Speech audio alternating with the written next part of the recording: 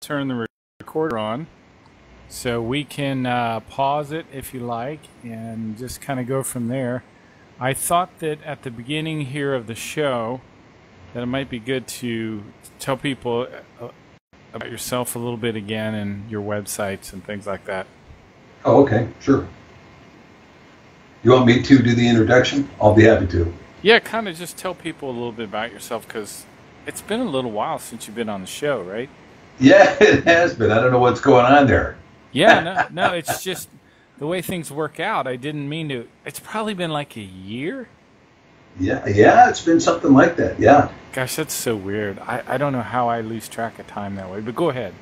Well, okay, I'm Dr. Pidgeon, and I'm currently operating as the Chief Executive Officer and President of a company I founded called the Secession Publishing Group, which is a group that publishes a comprehensive restoration of sacred scripture in the English language. And we've been around now since 2012, and that's where most of my work is right now. So you can see my blogs. I have, I think, like something like 280, maybe 300 up now, of blogs on scripture, and that can be found at cepher.net, cepher.net. And I'm still practicing law. Back in 2010, I ran for the Attorney General here in the state of Washington, and I'm still practicing law to some degree, although I'm kind of phasing out. I'm moving in towards retirement in the practice of law. But I still do fairly significant cases, including some serious criminal trials. I also do a lot of political litigation. I've done a lot of constitutional issues, and I work a lot in the courts of appeal. And so I have several cases pending in the courts of appeal right now, where I'm preparing oral argument, as they say. And other than that, I've spent a lot of time building and working worldwide, internationally, to try to restore systems, to try to restore political balance. I spent a lot of time in Eastern Europe in the earlier part of this century, working in the former republics of the Soviet Union, or what they call the newly independent states, the NIS. And some of those states had proper preparation, some didn't. Ultimately, the social centers of those nations will come to control. But I worked a lot in the nation of Georgia. In Russia, they call it Gruzia. In Georgia, they call it Sakartvelo. But I worked a lot in this nation there at the edge of the Black Sea. And I believe I had a little bit of formative condition in that nation. And so Georgia is thriving really quite well. In terms of working in other nations, I still have a great heart for Eastern Europe in general, and to try to see comfort come to a people that have been disturbed for centuries, even millennia. And so it's a very interesting kind of thing, and we still do that kind of work. At Separate Publishing Group, we do a lot of, we concentrate primarily on prison ministry, and we've created an entity called Piece by Piece that allows us to donate our publication, at Separate, into the various prisons, and that's been very successful because prisoners are finding it to be something of enormous value for them, particularly when they're competing with the Quran in the prisons and other things. And we found it to be very successful in the prisons. We're very excited about that ministry.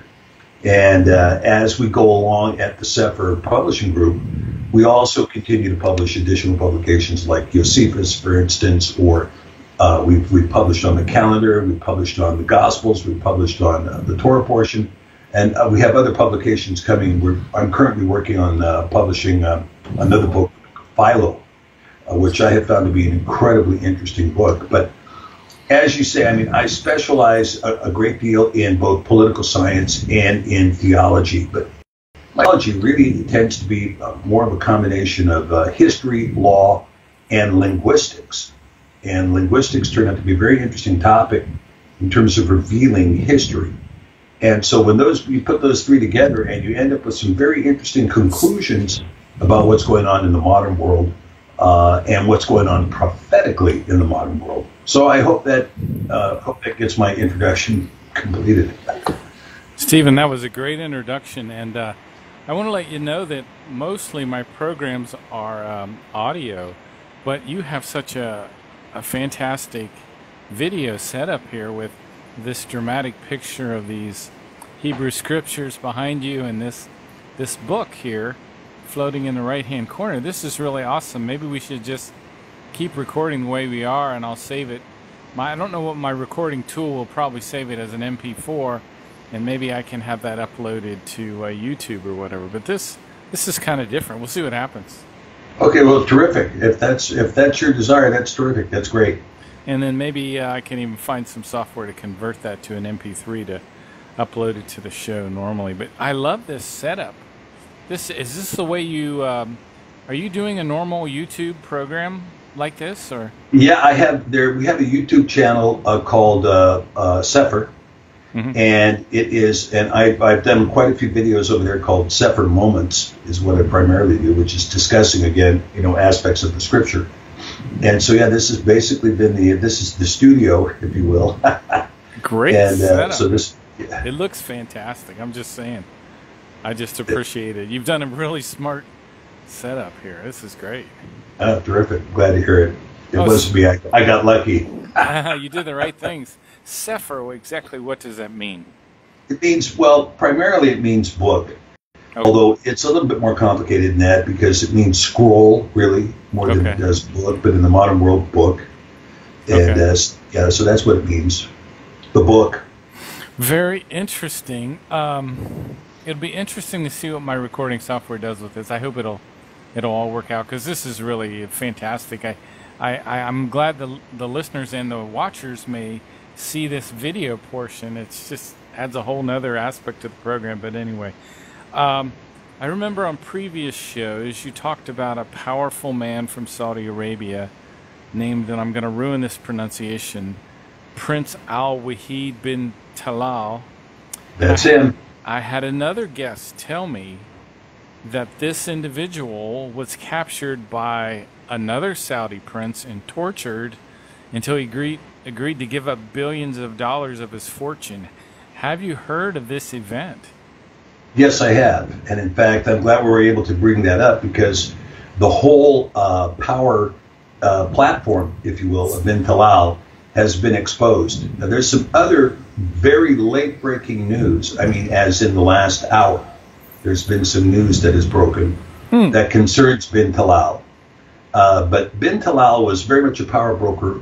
He was one of the rich Arab sheiks that came to the United States and began to throw a lot of cash around in the late 70s.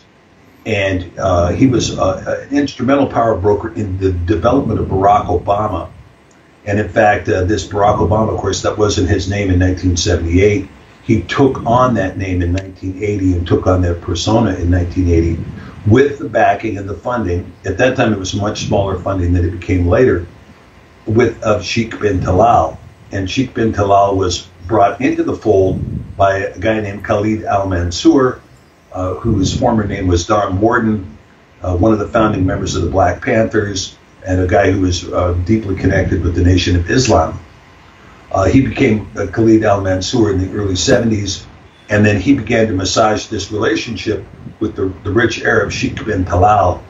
And Sheikh bin Talal saw an opportunity working with the CIA to develop this Barack Hussein Obama persona in order to bring a Muslim leader into the United States.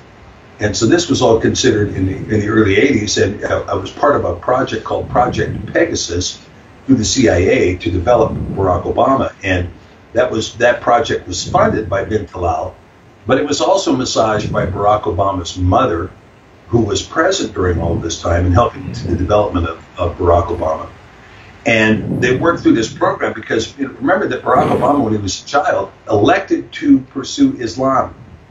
His mother wanted to put him in a Jesuit school in Indonesia, his stepmother. And instead, he ended up in a madrasa. And it was an extreme madrasa that taught the Quran only in Arabic. So Barack Obama does speak some measure of Arabic. And he has used Arabic. In fact, he gave the Shahadadan, which is the confession of faith in Islam, in perfect Arabic without accent to a reporter for the New York Times in 2007. So they knew, bin Talal knew early on that they had a true believer in Islam, and they began developing in 1980 and they paid for the artificial Columbia degree that he proffers. And he also gave a $25 million gift to Harvard to make sure that Barack Obama got into the law school. And the woman who took the $25 million gift is now sitting on the Supreme Court. That's Elena Kagan. And so Obama walked into Harvard Law School with a fake Columbia degree, and he did graduate from Harvard Law School. And he practiced law for a few years and then hung up his shingle and gave up his bar license, as did his wife. And so, you have him moving through, and bin Talal then, continued to generate massive amounts of wealth. I mean, this guy was a multi-billionaire, right? And he was a multi-billionaire who wielded a lot of power. 40 of Twitter, to give you an example. He owned CNN. He owned a majority position in CNN. And then he also turned around and was the tail of Fox News, because in 2008, remember, we had a bottoming out of the stock market. Fox News went into the red and was about to close, and then an investor came in and bailed them out for $6.5 billion. Well, when you're the cash guy at the table and you bring in $6.5 billion, whatever was on the table before in terms of ownership is out the window. You're the new controlling focus. And that person who bailed out Fox News in January of 2009 was Sheikh bin Talal. Now, Sheikh bin Talal had a good friend. His good friend is a guy named Bill Gates of Microsoft familiarity. And the two of them have a joint investment. Their joint investment is what's called the Four Seasons Hotel. The Four Seasons Hotel owns 4 floors of a hotel in Las Vegas called Mandalay Bay. Mandalay Bay. You might remember that name. Oh, yeah. A certain shooting that happened on Yom Kippur in 2017. And that shooting happened on one of the 4 floors that is co-owned by Sheikh bin Talal and Bill Gates. 2 weeks before that shooting took place, bin Talal moved in 32 Saudi intelligence agents into Las Vegas.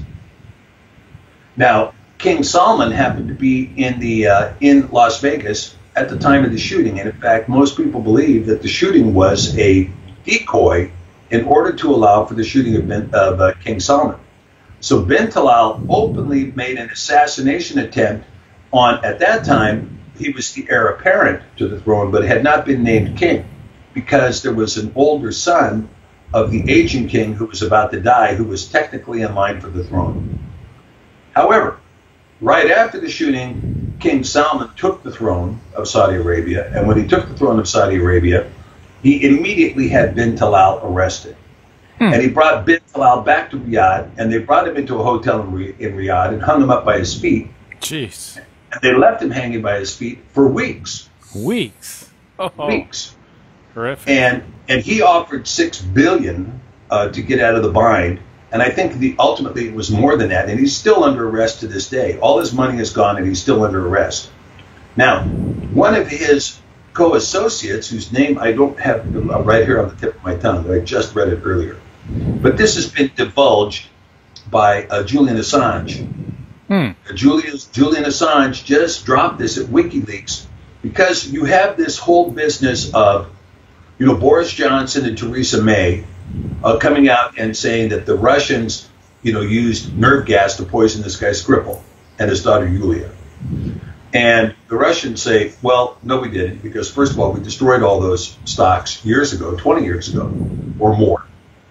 And furthermore, that nerve gas was the formula to make that nerve gas was in the hands of the UK, in the hands of the US, and in the hands of some other people who could have very easily made the nerve gas if, in fact, nerve gas was used. We don't know that nerve gas was used, but we do know that the day before this nerve gas was used, stockpiles of chlorine gas and a factory for making nerve gas were found in the hands of ISIS extremists and al-Nusra extremists in Syria that were being directly funded and controlled by MI6 in the Syrian campaign.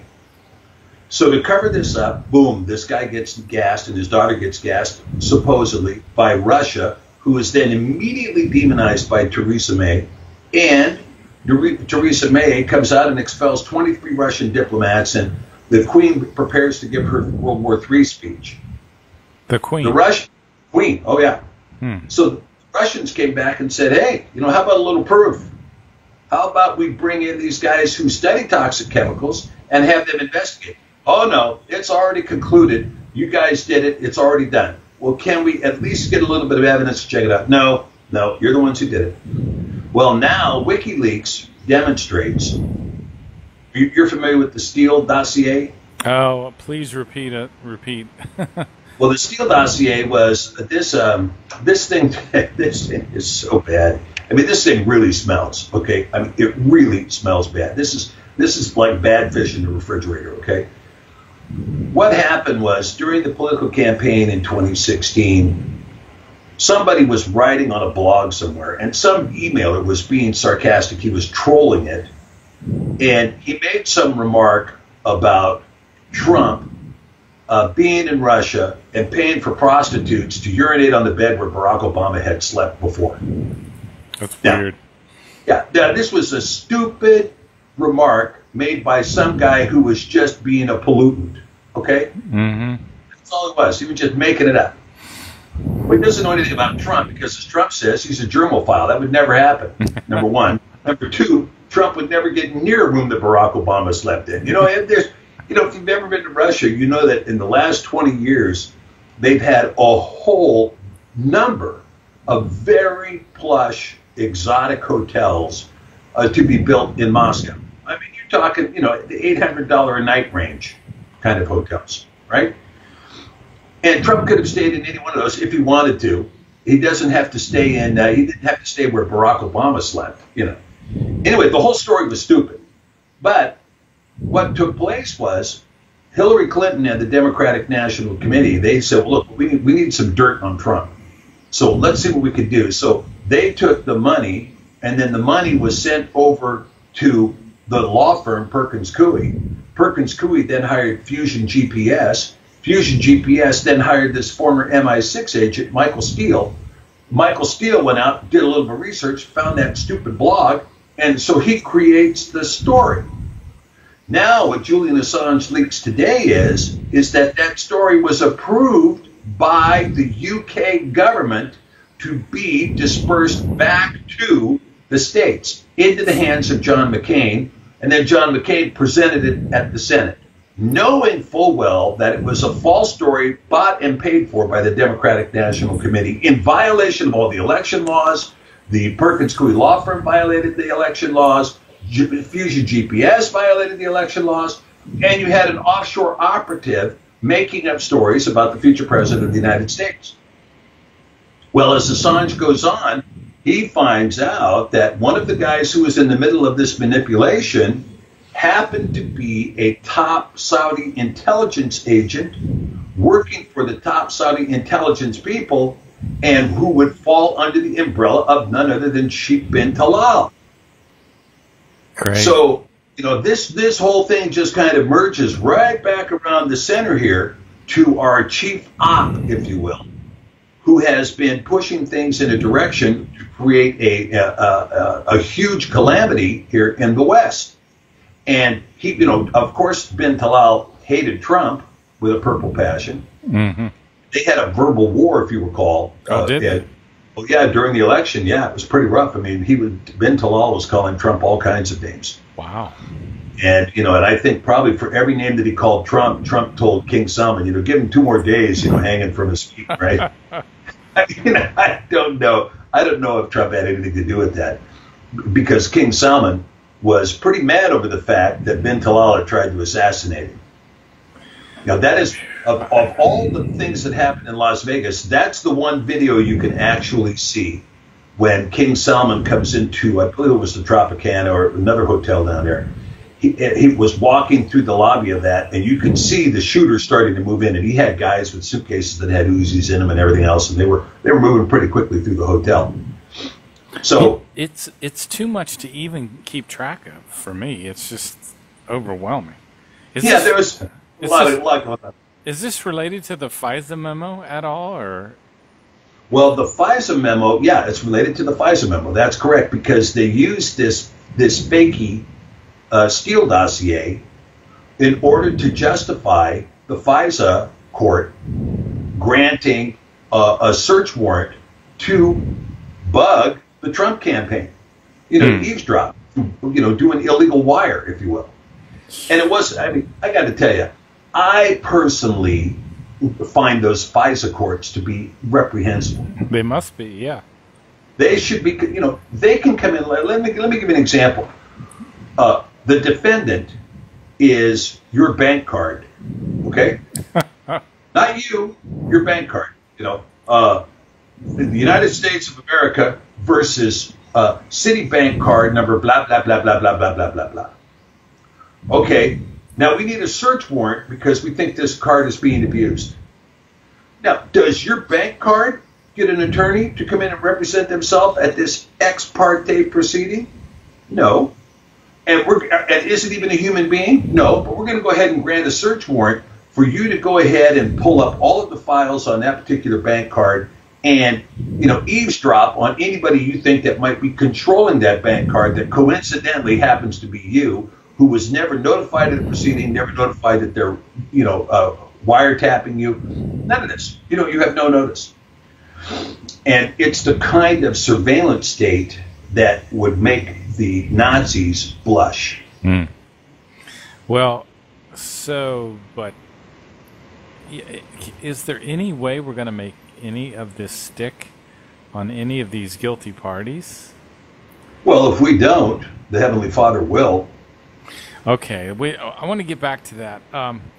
Another guest of mine told me that there are currently 100,000 people immigrating into the U.S. every month.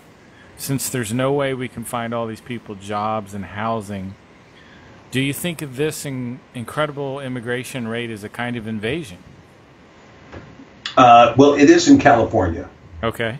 Okay, now in the rest of the country, no, I don't think so. Okay. But it is in California, and California is doing it intentionally. They are trying to stage an invasion. The government in California is trying to stage an invasion. I mean, the government in California is, in my opinion, entirely irrational, completely engaged in treason. They intend on developing a methodology that will allow them to secede from the Union and then to demand UN protection. And they want to do it in a model that's similar to Catalonia in Spain, that recently voted to secede from Spain. But there's marked differences between Catalonia and California. You know, Catalonia has a separate language. They speak Catalan there. They don't speak Spanish. Mm-hmm. And it's been a dominant language for a long time. Catalonia was separate many, many times from Spain and has been conquered several times by the Spanish. But it's always been conquering. I mean, the Spanish have come down and taken Catalonia by force. And Madrid has announced again that they would come in and take Catalonia by force if Catalonia were to separate. Now, California is a different issue. California at one time belonged to Mexico, and it was staked out initially by Junipero Serra, and that territory of California was purchased by the United States government in a land transaction that's all well marked in the congressional record. It was purchased from Mexico by the United States, and there were other things that were happening, like the gold discovery in California, that caused the United States government to rush California through as a state. California came through as a state and joined the Union. It was part of the Civil War as a participant in the Union, the Northern Forces. And so you have a very interesting line of transaction, but it's very clear and very obvious that California was acquired by the United States legitimately. There's no, it wasn't like the portions of southern Arizona and southern New Mexico that they, the Gadsden purchase, the Gadsden area that was, kind of quasi-conquered. California was purchased. So for the people in California to say, well, we're going to turn this into, La Raza saying this is going to be New Mexico or this is going to be North Mexico, Norte Mexico, or however they want to put it, you can't just say that. And you can't just say we're going to bag out on the Union now that we've jacked up a $150 billion in-state deficit and we've spent trillions and trillions of U.S. dollars on welfare, et cetera, in our state. No. California has a major obligation to the U.S. federal debt, and they're going to have to pay that section before they can ever leave as a separate nation. They don't just get to bag out on the bill, right? They sat at the dinner table. They need to ante up for the bill. So I wonder what's going to happen in California. Total chaos. Well, there's a chance of it. Right now in California, there's several things happening. One is you have a secession movement by what I would call the insane group, and that's unfortunately the government in Sacramento and the corporate leaders in the Silicon Valley that are managing them. And that group of people are really off their rocker. I mean, they have their moral sense is incredible. I mean, they're really locked into AI, and their idea of morality is whatever algorithm happens to appear in the code today. Then you have a group of people that are in Northern California that are trying to push the Jefferson movement, and they're pushing this Jefferson with the counties of Southern Oregon, also who are disaffected people who do not believe they're being represented by the government in Salem. And they want freedom from what really is an eco-fascist regime there in Salem. And so they're trying to push together to create the state of Jefferson. There's another movement in California called New California that has garnered together 40 counties, which are kind of a horseshoe around what I would call the Junipero-Serra counties. They want they want to rejoin the United States in the event that California secedes. They want Congress to recognize them as a separate state, kind of like West Virginia, and to remain a part of the Union. Now, this would leave California, old California, the secessionary California, with some 18 counties and possibly as few as 13. And these counties, are they going to try to claim UN protection and say we need to have UN troops in here protecting us from this big bully, the United States, who won't let us have our autonomy to become the fully eco-fascist, leftist, socialist, communist regime that they really want to be. And they're under these people that are in Sacramento are under the impression that the Hispanic community, many of which are undocumented in California, are going to be willing to embrace their decadent and repulsive, abominable lifestyles that they live up there in Silicon Valley and in Sacramento. And they're wrong. They're wrong about that. So, but they might be able to secede and say, oh, and we're now the governing authority. They're not going to hold that governing authority for very long, particularly when the majority of the residents in this seceding California are Hispanic, and they're going to want a culture that is similar to the values they respect, which don't include child sacrifice and drinking blood and partial birth abortions and, mandatory transgender surgery for 8-year-olds and mandatory vaccines and, so on and so forth. Sorry, they don't realize this, but those do not represent anybody's values but the wackos in the upper 1% of the elite who are cloistered in some Luciferian ceremony over at the Masonic Lodge once a week. Let me jump in here. So the Civil War then is going to come through California, probably. Well, it could. Now, there are people who say if there's going to be a civil war, it would begin in California. I don't know that that's true because there are many, many states which are high-pressure states. Like I'll give you an example. Connecticut is a high-pressure state. The push in Connecticut is conform, while they push down any story they want to push down through a corrupt regime. They're no longer in touch with the Constitution whatsoever. And they think they can push people into an indefensible position just because they're the bully government. And it's those kinds of governments that are going to experience the biggest backlash. When you have governments that are much more wide open, like Montana, North and South Dakota, Nebraska, Iowa, those kinds of states where you have a government that's much more wide open, you're going to see that those populations are not going to have a civil war. I mean, it's very unlikely that there will be civil war breaking out in those states. Mm-hmm. But you will see civil war break out where you have governments, these failing governments. The state governments are failing, the local governments are failing, the county governments are failing, and most importantly, the federal government is failing. Unless the federal government decides that we're under a rule of law and they begin to prosecute all of those people who committed treason over the last 20 years, and darling, you know who you are. Unless the federal government starts to prosecute those people and hold them accountable, then there is no rule of law. And as long as there is no rule of law, then what you see these camps who are saying, look, because there's no rule of law, this becomes feudalism.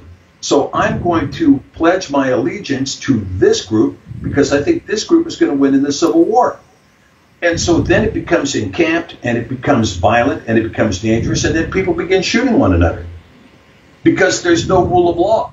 This is why it's so incumbent on the federal government to prosecute the crimes of treason that have been committed by these government officials who sold our nuclear technology to China, who sold our missile technology to China, who gave nuclear weapons to North Korea, who gave nuclear weapons away in all these various theaters, who have taken tax dollars and put them in their own pocket, who have been pilfering the public treasury to the tune of $21 trillion. Come on. At some level, we have to prosecute these people. And if you're not prosecuting them, the message is to America, these people are above the law. You remember George Bush's famous words? Oh, these banks are too big to fail. Well, what's that say about the rest of us? You're too small to succeed. They're too big to fail. You're too small to succeed. So we've already, the die has already been cast. Now go suffer in a corner somewhere. The kind of money that was given away by the Federal Reserve after the 2008 collapse. At one point, they transferred $16 trillion to European banks with no congressional authority, with no notice to Congress, nothing. They just added a few more zeros to the bank accounts over there.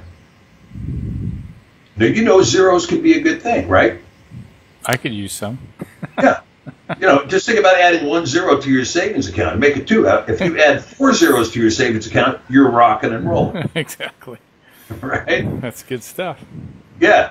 So, you could just imagine when they put $16 trillion into those banks to bail out the European banks, that's exactly what they did. It was totally off the books.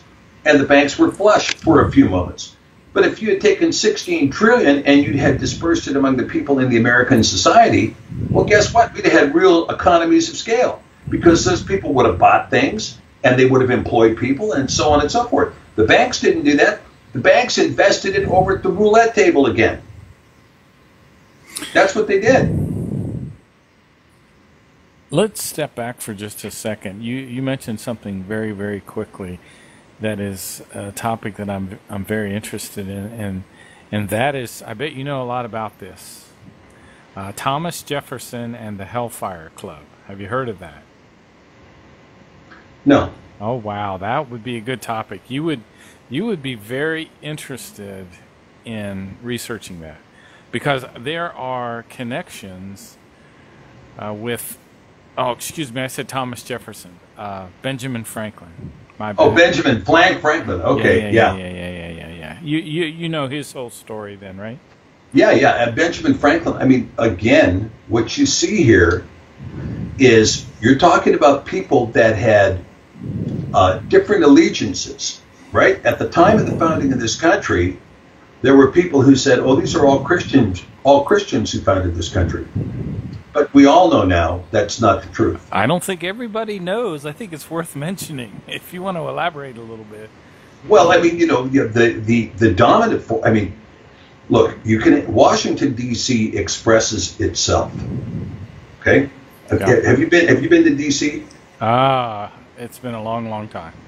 Okay, well, I remember I was there a few years back arguing at the Supreme Court, and I walked through the mall. Right, just for the fun of it. I walked the whole mall. I walked from the Capitol, and I walked down to the Lincoln Memorial, and I went through all the memorials, and I went through the Civil War Memorial, the World War II Memorial. I went through the Korean War and the Vietnam War, the Lincoln Memorial, walking past the ponds, coming up past Washington's monument there, and I got to looking at this layout of Washington D.C. Now, quite frankly, I find it to be, for lack of a better word, very lame.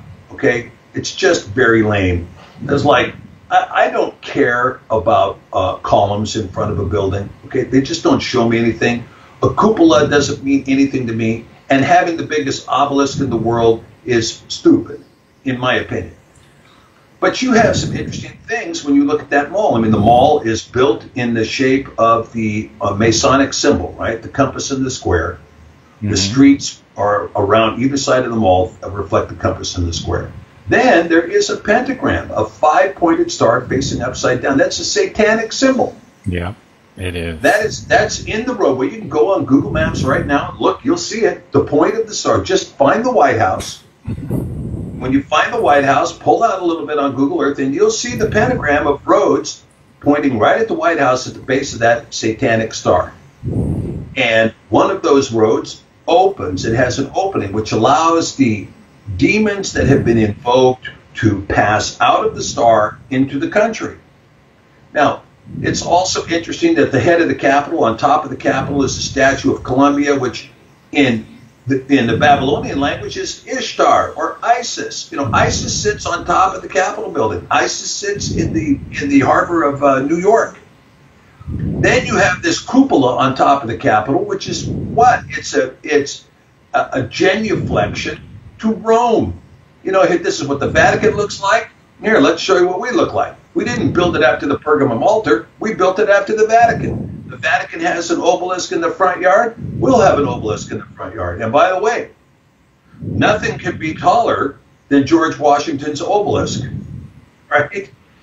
And those are the rules in D.C. Now, I find the whole thing to be really patently stupid, banal, if you will, immature, and lame. Why can't we just have something that's proficient, that looks lovely, that's great architecture, that's modern, that's nice? But anyway, we don't. And if you go into the House of Representatives, you walk into the House of Representatives, if you know what you're looking at, you should be alarmed. Because when you sit down in the viewers gallery and you look down at the speaker's area, you will see that to his left and to his right is a bundle of sticks with axe heads sticking out of them. Okay? Now, that bound bundle of sticks with axe heads sticking out of it can be found on the back of the old Roosevelt dime. That bundle of sticks with axe sticking out of it is called a fasces. It's called a fasces. So you have fascism to the left and to the right of the speaker in the House of Representatives. You walk into the cupola of the Capitol, and they have this exaltation of George Washington sitting on some heavenly throne with all of these angels around him, right? What is this stuff? I thought you said we were a Christian foundation as a nation. I thought we were supposed to be holy and righteous and Protestant, and yet we have Rome declared all over the middle of Washington, D.C. We have the mall shaped in the form that the Masons have drawn out, upon which sits Albert Pike, the head of the Scottish Rite Masonry, right? Oh boy, yeah, you got so many. You're hitting on so many big things. Hold on to that Albert Pike thought. Recently, not long ago, I heard they found bodies under Benjamin Franklin's home in London. Did you ever hear about that? Yeah, I did hear about that. I heard about that research. Yeah, I did hear about that. What are your thoughts? Do you think it's real? Yeah, I do think it's real. Do you think he was doing human sacrifice way back then? Yes. Now, let me tell you why I think that. Because this idea of human sacrifice really has its foundation.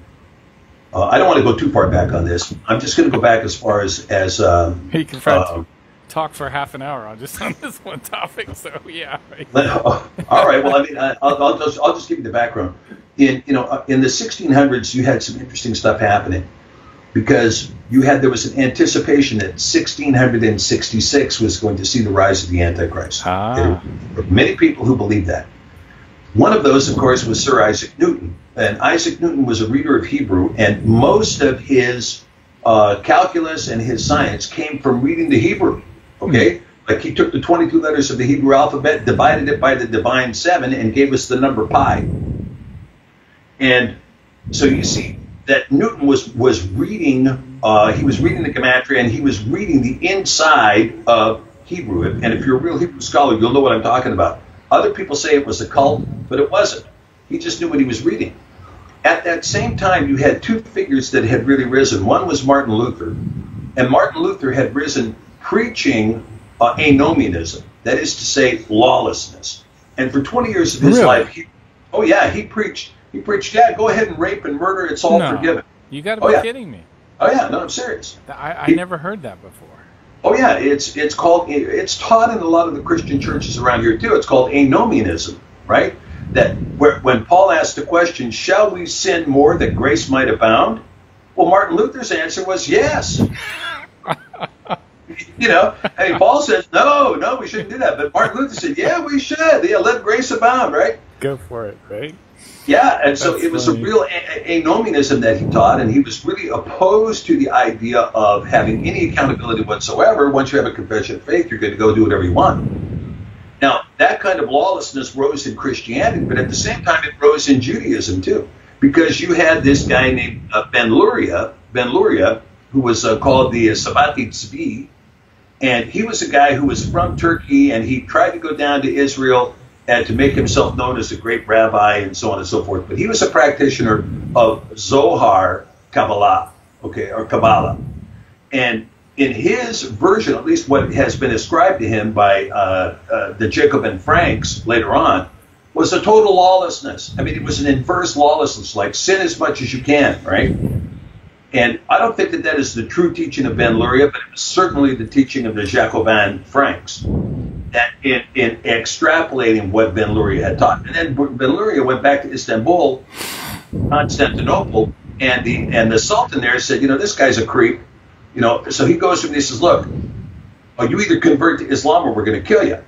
So he converts to Islam. Now, once he converts to Islam, that's when he becomes Sabbati Tzvi.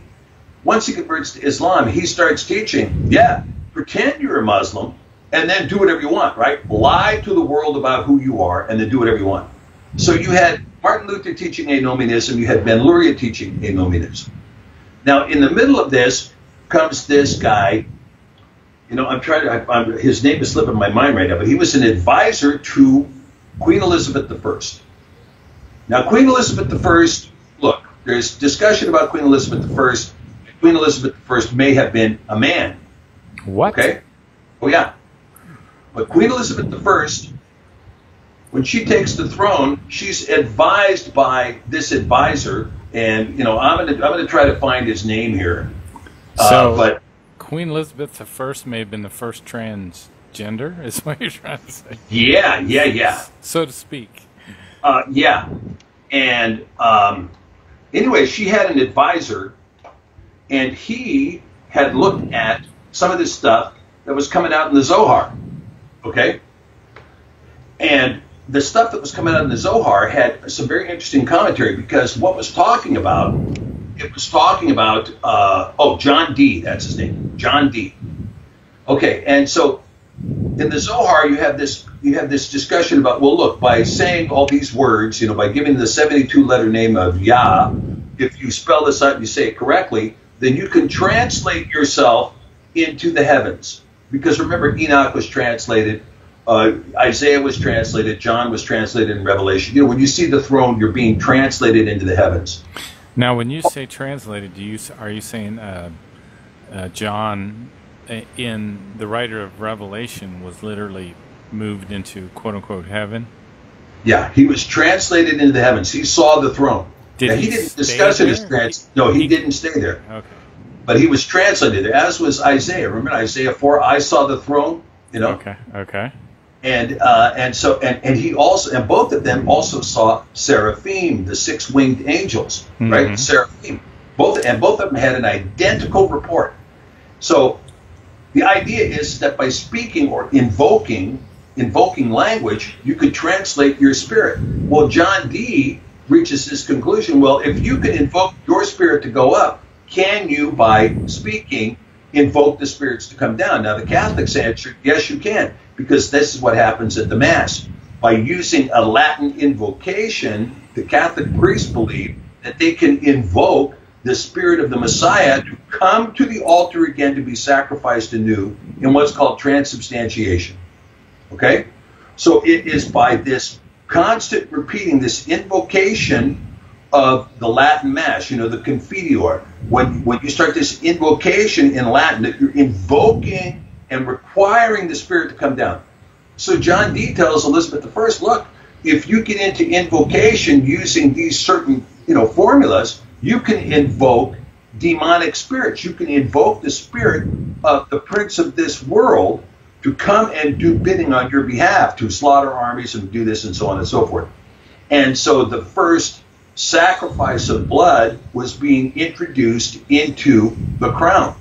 And the idea is that you drink the blood of children. Now, there's an interesting story in the book of, I think it's in the book of Jasher, that talks about the Pharaoh becoming convinced that if he was broken out with open sores on his body, and they told him, look, if you kill the infants and take their blood and put their blood on your body, it'll cure the sores. And so that's where they first started taking the blood of infants to as for their own personal use to maintain the life of the king. But I'm sorry to interrupt you. Don't the elite now take transfusions of children into their bodies? The blood, don't they do it? And yes, they do. It literally seems to physically help them too, doesn't it? Yeah. Well, I mean, you see people like David Rockefeller living to 108. Of course, he had 8 liver transplants and a couple of heart transplants. Wow. But he lived to 108. You see the Queen is now 98, I think. And and you have other people. I mean, Henry Kissinger, he's got to be 200. Yeah. I mean, he was 100 during the Nixon administration. I think Arnold Schwarzenegger has recently had something like that done. This is just my speculation. If you see how much younger he looks suddenly in the past couple weeks, I don't know what the deal is, but go ahead. Well, maybe it's plastic surgery, but I'll tell you. No. This is something different. I'm telling you. Just my opinion. I mean, I can't prove it's not plastic surgery, but yeah. I mean, I don't know on Arnold, but I can tell you this: when you're talking about what happened during Queen Elizabeth's reign, is you began this practice of sacrificing children.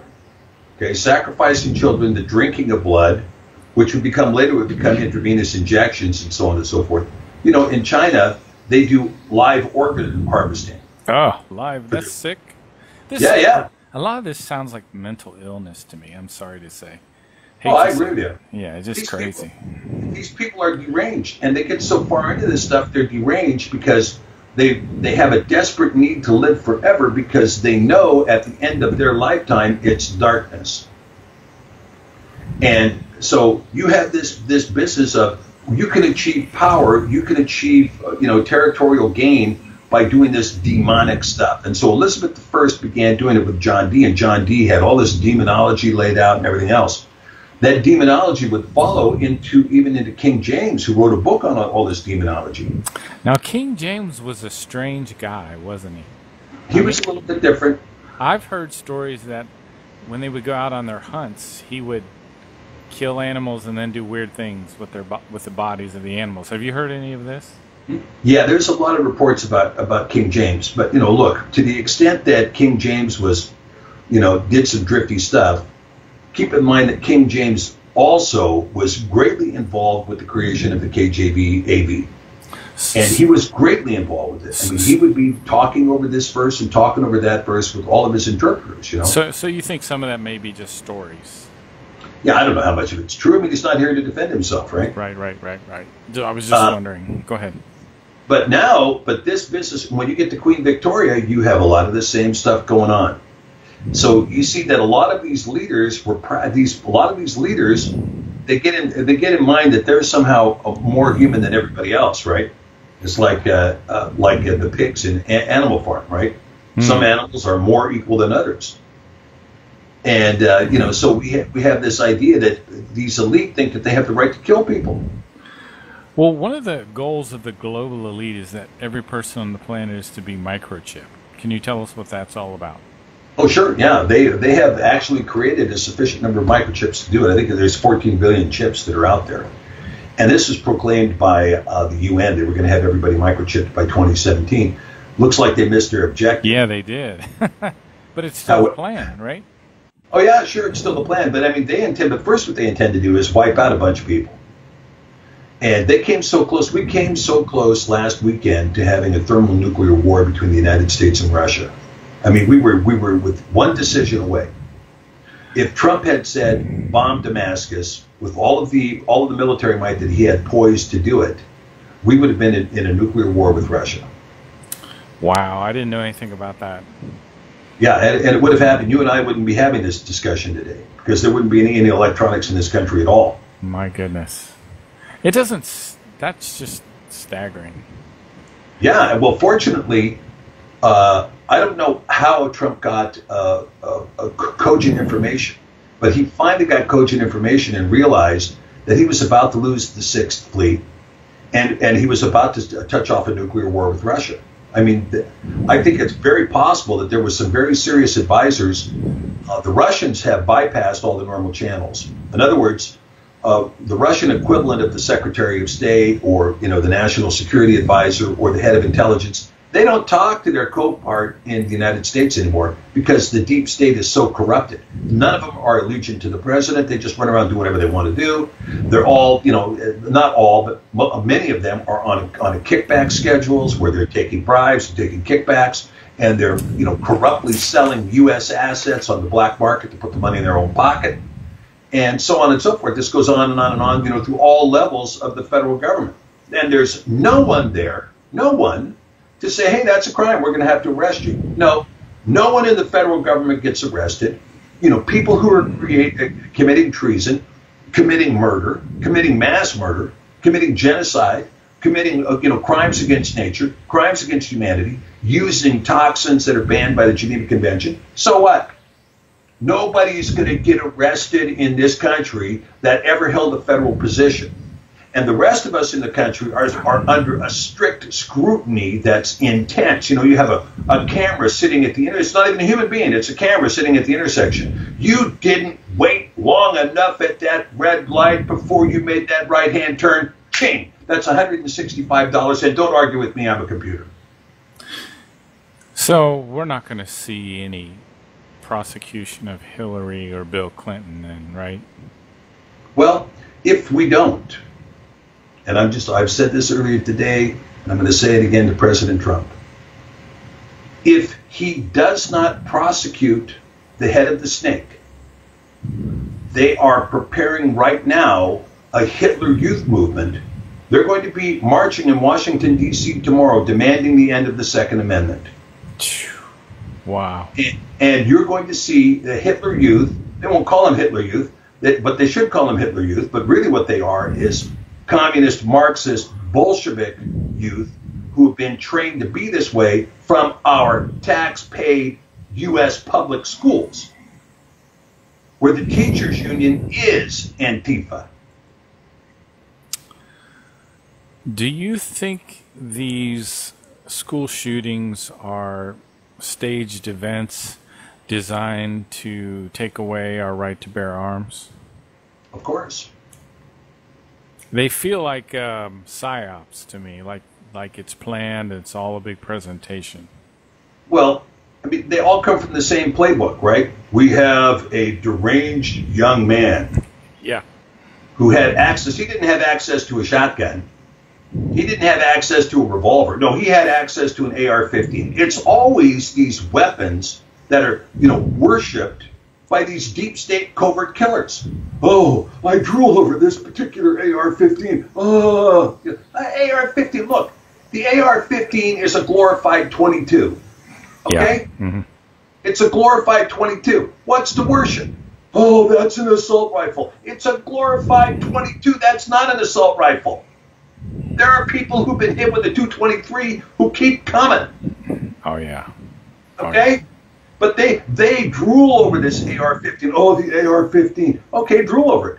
Yeah, but these kids, suddenly, they have these kids who have got psycho problems that go back 25 years, according to their Facebook page, even though they're 18. And conveniently, they get arrested on Facebook the day before the event happens, right? And it's always a lone gunman, troubled, went in and shot everybody. Baloney. It was a lone gunman in Dallas too, right? We all know it was three snipers in Dallas. It wasn't one guy, and it wasn't Lee Harvey Oswald. But they keep preaching lone gunman, lone gun. They've got this stupid playbook, and they think that the American public's going to sit here and suck down this stupid set of facts that they regurgitate over and over and over and over again. While they bring in crisis actors one after another. One of the girl that has the shaved head, who's supposedly a student at Parkland, right? Turns out she's 31 years old and owns a $700,000 condo in New York. No kidding. That's amazing. High school student, right? No, try again. So if she's phony, How many other people are phony, right? Well, the Sandy Hook thing was ridiculous. They were so... I mean, that was not even a good... I mean, that was a terrible production. You know, Sandy Hook. It's absurd. Yeah, go ahead. Yeah, but hey, you know, Mark. Look, you can't say anything negative about Sandy Hook because then you're an insensitive whatever. Well, there's a guy that's in, I think it's Scotland recently, who did a little YouTube about his pug, his dog.